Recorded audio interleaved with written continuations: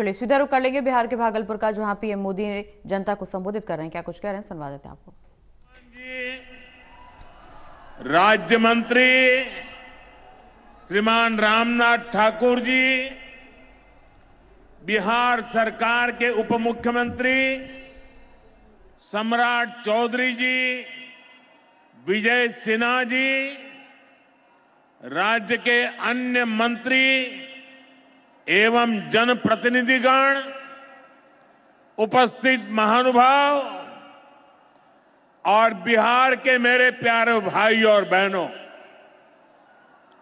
आज हमारे साथ देश के कोने कोने में कई मुख्यमंत्री, कई मंत्री और करोड़ों करोड़ों किसान भी आज इस कार्यक्रम में हमारे साथ जुड़े हुए हैं। मैं उन सबको भी आदरपूर्वक नमन करता हूं। साथियों, महाकुंभ के समय में मंदरांचल की इस धरती पर आना अपने आप में बड़ा सौभाग्य है। इस धरती में आस्था भी है, विरासत भी है और विकसित भारत का सामर्थ्य भी है। ये शहीद तिलका मांझी की धरती है, ये सिल्क सिटी भी है। बाबा अजगैबीनाथ की इस पावन धरा में इस समय महाशिवरात्रि की भी खूब तैयारियां चल रही हैं। ऐसे पवित्र समय में मुझे पीएम किसान निधि की एक और किस्त देश के करोड़ों किसानों को भेजने का सौभाग्य मिला है। करीब 22,000 करोड़ रुपए एक क्लिक पर देश भर के किसानों के खाते में पहुंचे हैं। और जैसे ही अभी मैंने क्लिक दबाई, मैं देख रहा था यहां पर भी जो राज्यों के दृश्य दिख रहे थे, यहां भी कुछ लोगों की तरफ मेरी नजर गई। वो फटाफट अपने मोबाइल देख रहे थे कि पैसा आया कि नहीं आया, और तुरंत उनकी आंखों में चमक दिखाई देती थी। साथियों, आज जो किसान सम्मान निधि दी गई है, इसमें बिहार के भी 75 लाख से अधिक किसान परिवार है।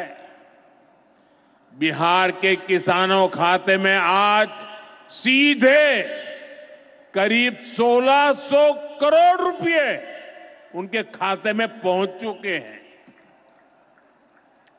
मैं बिहार और देश के सभी किसान परिवारों को बहुत बहुत शुभकामनाएं देता हूं, बधाई देता हूं।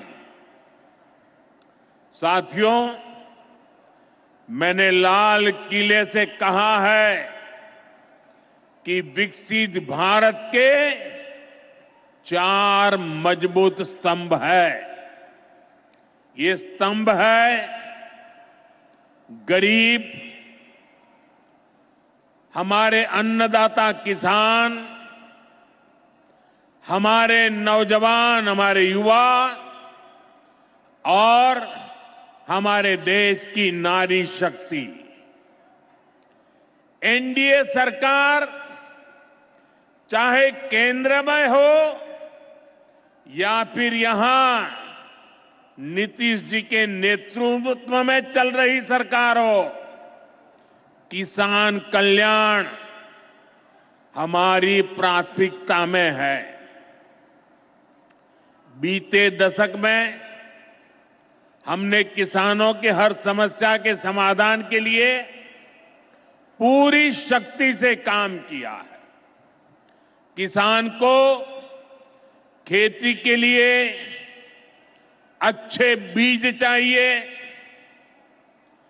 पर्याप्त और सस्ती खाद चाहिए, किसानों को सिंचाई की सुविधा चाहिए, पशुओं का बीमारी से बचाव चाहिए और आपदा के समय नुकसान से सुरक्षा चाहिए। पहले इन सभी पहलुओं को लेकर किसान संकट से घिरा रहता था। जो लोग पशुओं का चारा खा सकते हैं, वो इन स्थितियों को कभी भी नहीं बदल सकते।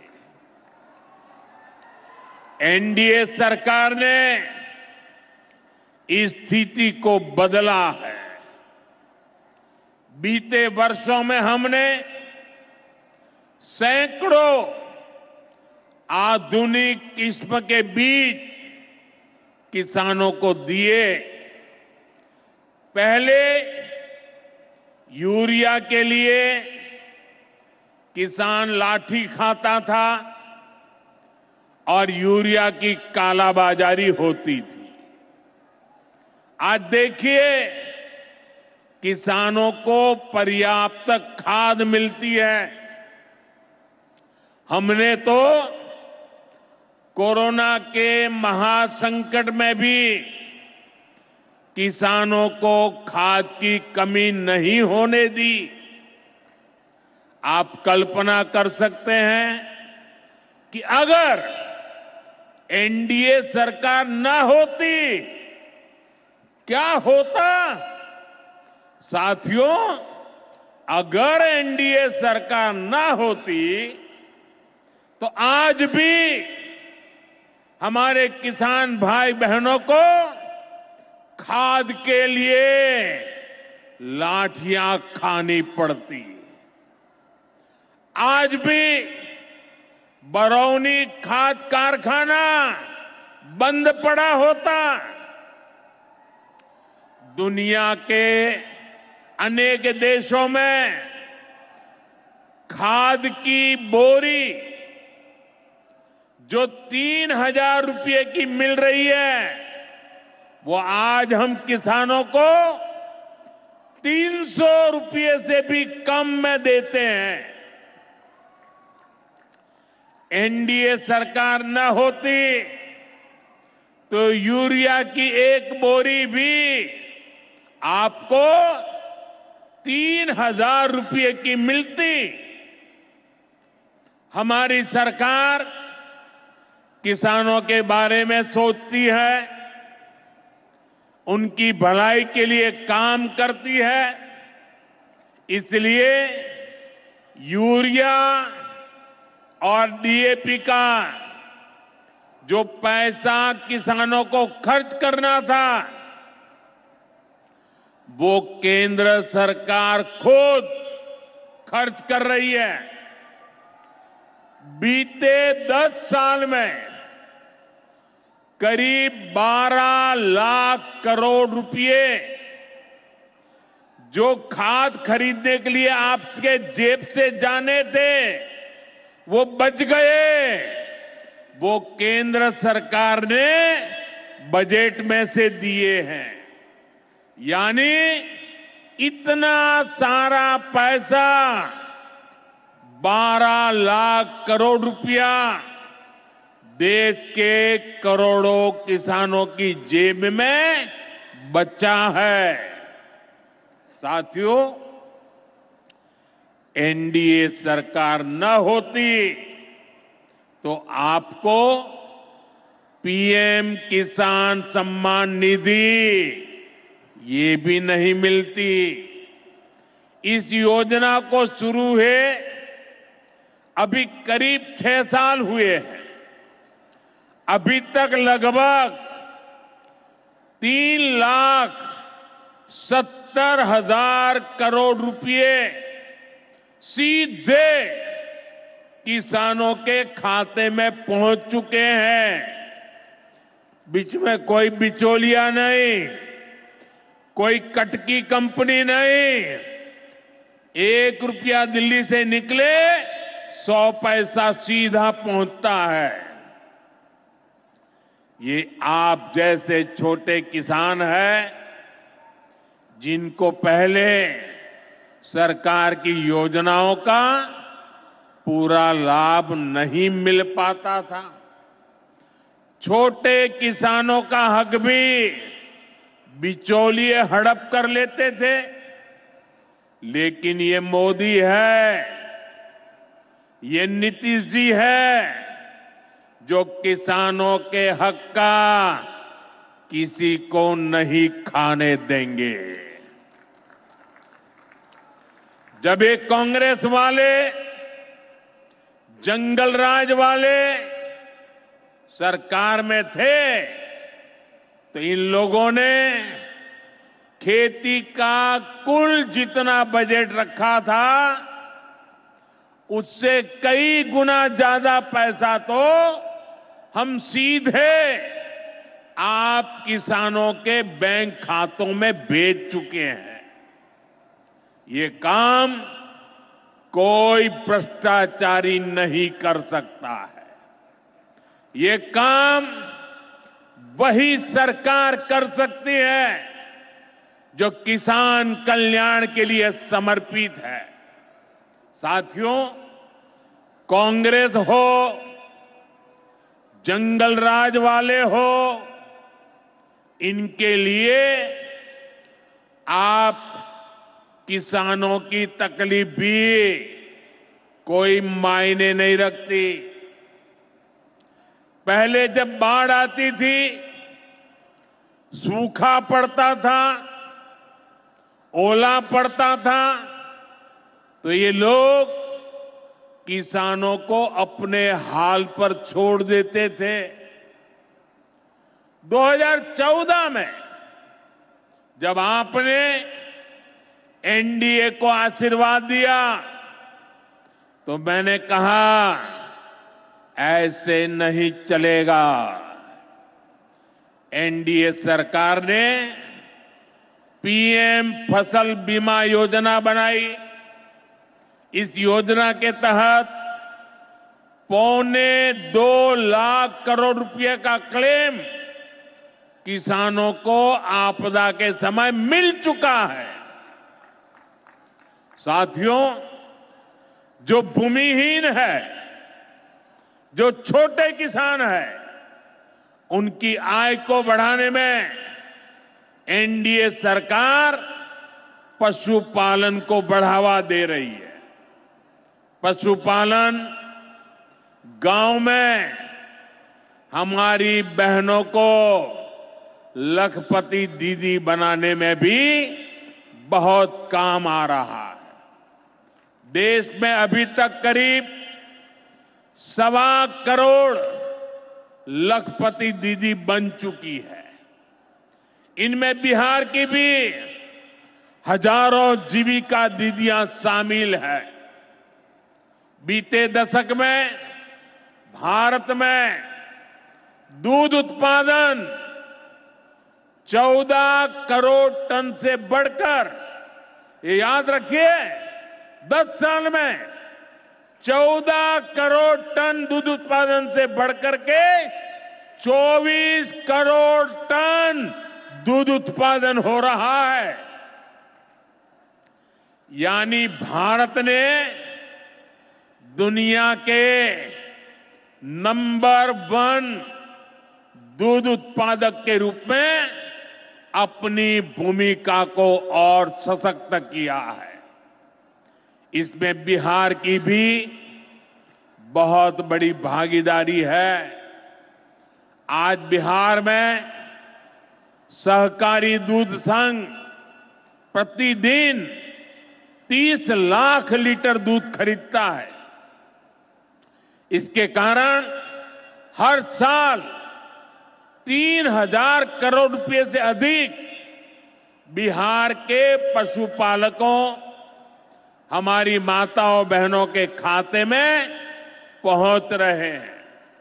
साथियों, मुझे खुशी है कि डेयरी सेक्टर को बढ़ावा देने के हमारे प्रयासों को राजीव रंजन जी, हमारे ललन सिंह जी बहुत ही कुशलता के साथ आगे बढ़ा रहे हैं। इनके प्रयासों से यहां बिहार में 2 परियोजनाएं तेजी से पूरी हो रही है। मोतीहारी का सेंटर ऑफ एक्सीलेंस बेहतरीन देसी नस्ल की गायों के विकास में मदद करेगा। दूसरा बरौनी का मिल्क प्लांट है। इस क्षेत्र के 3 लाख किसानों को फायदा होगा, नौजवानों को रोजगार मिलेगा। साथियों, हमारे जो नाविक साथी हैं, जो मछुआरे साथी हैं, इनको पहले की सरकारों ने कोई फायदा नहीं दिया। हमने पहली बार मछली पालकों को किसान क्रेडिट कार्ड की सुविधा दी है। ऐसे ही प्रयासों से आज मछली उत्पादन में बिहार शानदार प्रदर्शन कर रहा है। और अभी जैसे मुख्यमंत्री जी ने बताया, पहले मछली हम बाहर से लाते थे और आज मछली में बिहार आत्मनिर्भर बन गया है। और मुझे याद है 2014 के पहले 2013 में जब मैं चुनाव अभियान के लिए आया था, तब मैंने कहा था कि मुझे आश्चर्य हो रहा है कि बिहार में इतना पानी है, मछली हम बाहर से क्यों लाते हैं। आज मुझे संतोष है कि बिहार के लोगों की मछली की जरूरत बिहार में ही पूरी हो रही है। 10 साल पहले बिहार मछली उत्पादन में देश के 10 राज्यों में से एक था। आज बिहार देश के टॉप 5 बड़े मछली उत्पादक राज्यों में से एक बन चुका है। फिशरीज सेक्टर पर हमारे फोकस का बहुत बड़ा फायदा हमारे छोटे किसानों को हुआ है, मछुआरे साथियों को हुआ है। भागलपुर की पहचान तो गंगा जी में रहने वाली डॉल्फिन से भी होती रही है। ये नमामि गंगे अभियान की भी बहुत बड़ी सफलता है। साथियों, बीते वर्षों में सरकार के प्रयासों से भारत का कृषि निर्यात बहुत अधिक बढ़ा है। इससे किसानों को उनकी उपज की ज्यादा कीमत मिलने लगी है। कई कृषि उत्पाद ऐसे हैं जिनका पहली बार निर्यात शुरू हुआ है, एक्सपोर्ट हो रहा है। अब बारी बिहार के मखाना की है। मखाना आज देश के शहरों में सुबह के नाश्ते का प्रमुख अंग हो चुका है। मैं भी 365 दिन में से 300 दिन तो ऐसे होंगे कि मैं मखाना जरूर खाता हूं। ये एक सुपर फूड है जिसे अब दुनिया के बाजारों तक पहुंचाना है। इसलिए इस वर्ष के बजट में मखाना किसानों के लिए मखाना बोर्ड बनाने का ऐलान किया गया है। ये मखाना बोर्ड मखाना उत्पादन, प्रोसेसिंग, वैल्यू एडिशन और मार्केटिंग ऐसे हर पहलू में बिहार के मेरे किसानों की मदद करेगा। साथियों, बजट में बिहार के किसानों और नौजवानों के लिए एक और बड़ी घोषणा भी की गई है। पूर्वी भारत में फूड प्रोसेसिंग इंडस्ट्री को बढ़ावा देने के लिए बिहार एक बड़े केंद्र के रूप में उभरने वाला है। बिहार में national institute of food technology and entrepreneurship की स्थापना की जाएगी। यहां बिहार में कृषि के क्षेत्र में 3 नए सेंटर ऑफ एक्सेलेंस की भी स्थापित किए जाएंगे। इनमें से एक हमारे भागलपुर में ही स्थापित होगा। यह सेंटर आम की जर्दालू किस्म पर फोकस करेगा। 2 और केंद्र मुंगेर और बक्सर में बनाए जाएंगे, जो टमाटर, प्याज और आलू किसानों को मदद देंगे। यानी किसान हित के निर्णय लेने में हम कोई कसर बाकी नहीं छोड़ रहे। साथियों, आज भारत कपड़े का भी बहुत बड़ा निर्यातक बन रहा है। देश में कपड़ा उद्योग को बल देने के लिए अनेक कदम उठाए जा रहे हैं। भागलपुर में तो कहा जाता है कि यहां पेड़ भी सोना उगलते हैं। भागलपुरी सिल्क, टसर सिल्क पूरे हिंदुस्तान में मशहूर है। दुनिया के दूसरे देशों में भी टसर सिल्क की डिमांड लगातार बढ़ रही है। केंद्र सरकार रेशम उद्योग को बढ़ावा देने के लिए फैब्रिक और yarn dyeing unit, fabric printing unit, fabric processing unit ऐसे इंफ्रास्ट्रक्चर निर्माण पर बहुत जोर दे रही है।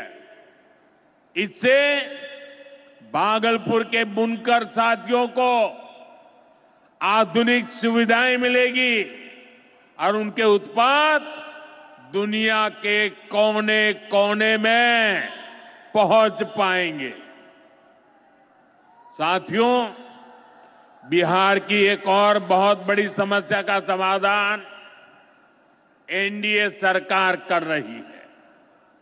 नदियों पर पर्याप्त पुल न होने के कारण बिहार को अनेक समस्याएं होती है। आपको आने जाने में दिक्कत ना हो, इसके लिए हम तेजी से काम कर रहे हैं।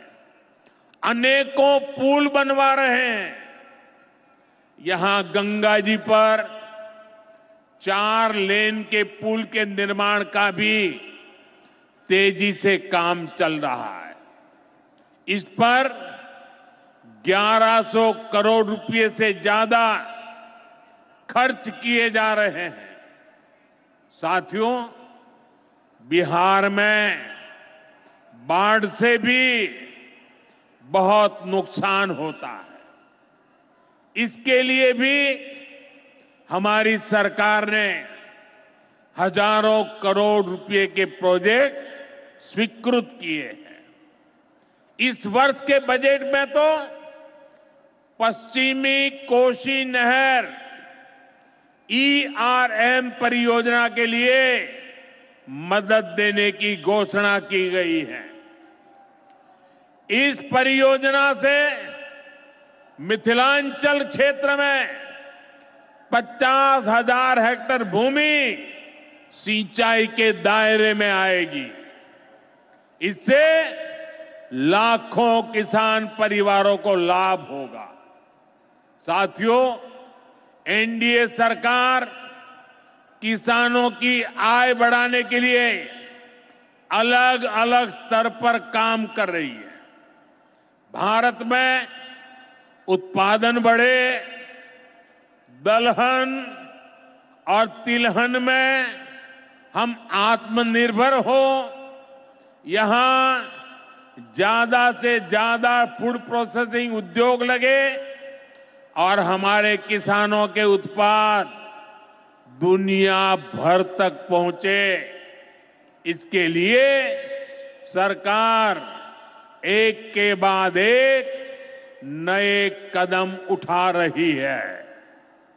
मेरा तो सपना है कि दुनिया की हर रसोई में भारत के किसान का उगाया कोई न कोई उत्पाद होना ही चाहिए। इस वर्ष के बजट ने भी इसी विजन को आगे बढ़ाया है।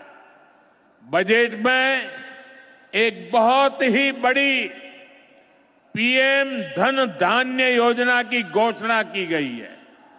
इसके तहत देश के 100 ऐसे जिलों की पहचान की जाएगी जहां सबसे कम फसल उत्पादन होती है।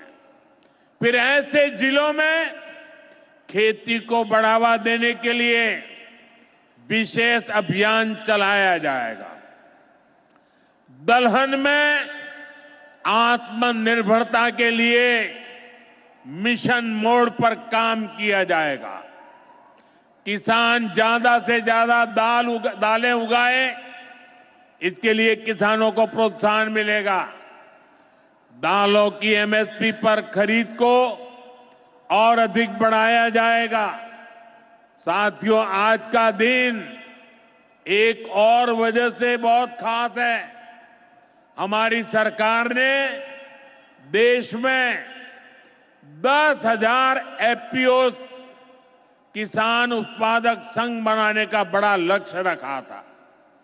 आज मुझे ये बताते हुए खुशी है कि देश ने इस लक्ष्य को प्राप्त कर लिया है।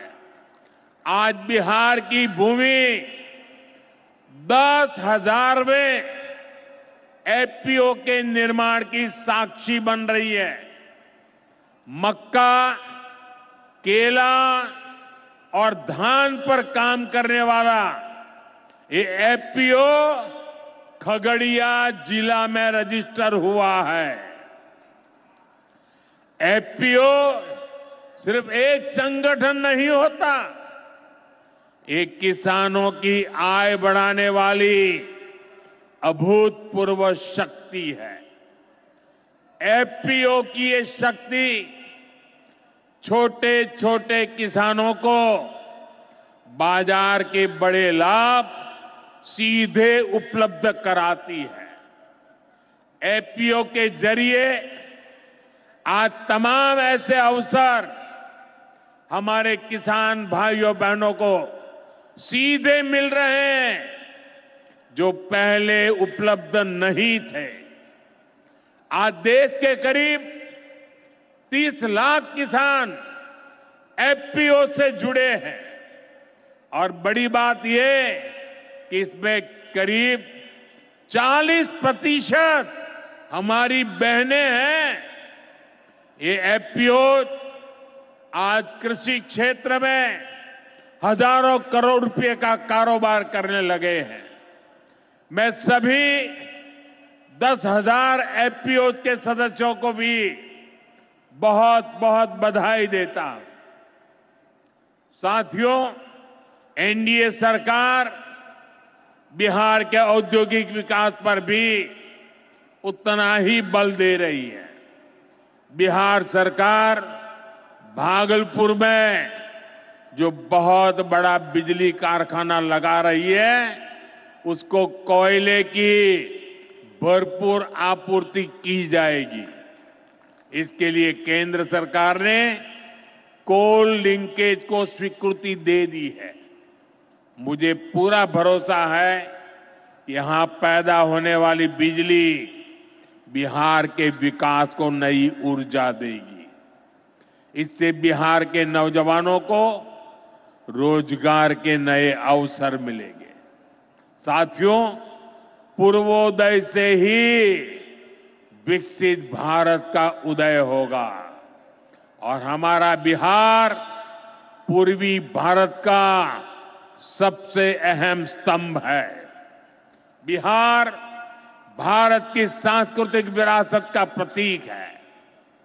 कांग्रेस आरजेडी के लंबे कुशासन ने बिहार को बर्बाद किया, बिहार को बदनाम किया।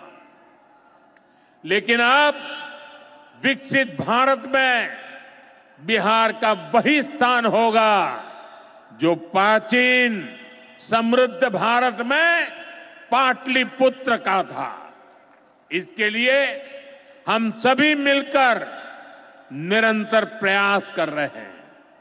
बिहार में आधुनिक कनेक्टिविटी के लिए, सड़कों के नेटवर्क के लिए, जन कल्याण की योजनाओं के लिए एनडीए सरकार प्रतिबद्ध होकर काम कर रही है।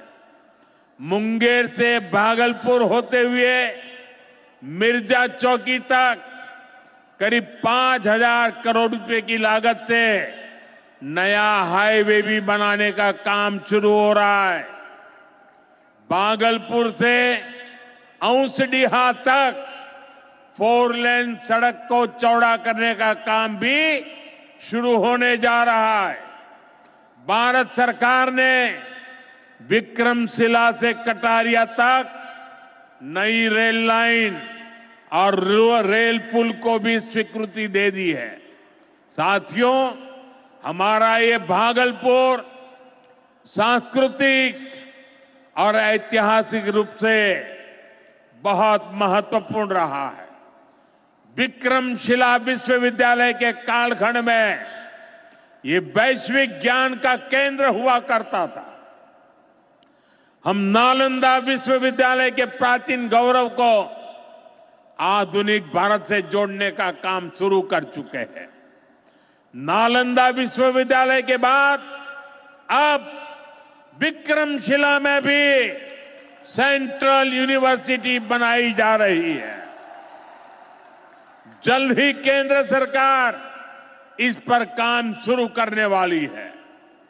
मैं नीतीश जी, विजय जी, सम्राट जी सहित बिहार सरकार की पूरी टीम को बधाई देता हूं।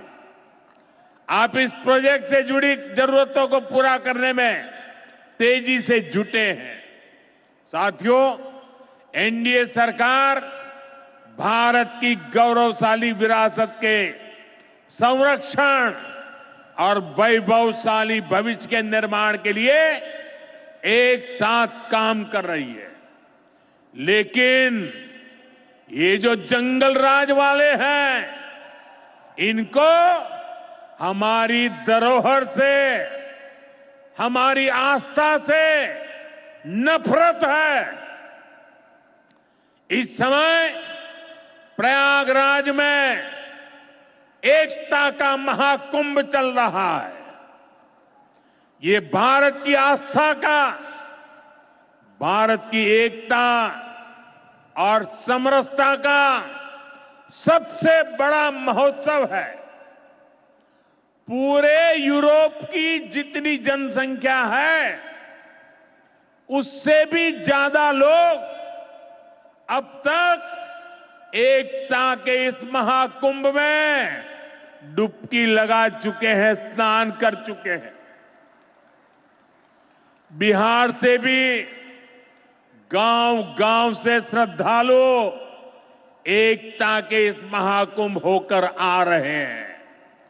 लेकिन ये जंगलराज वाले महाकुंभ को ही गाली दे रहे हैं। महाकुंभ को लेकर भद्दी भद्दी बातें कर रहे हैं।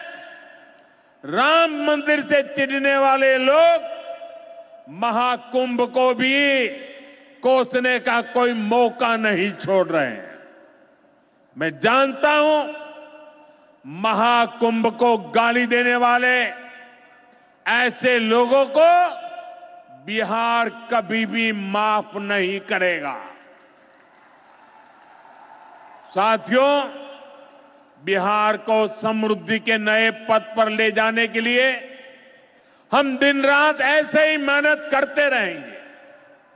एक बार फिर देश के किसानों को और बिहार वासियों को बहुत बहुत बधाई। मेरे साथ बोले, भारत माता की, भारत माता की। बहुत बहुत धन्यवाद। हमारे यशस्वी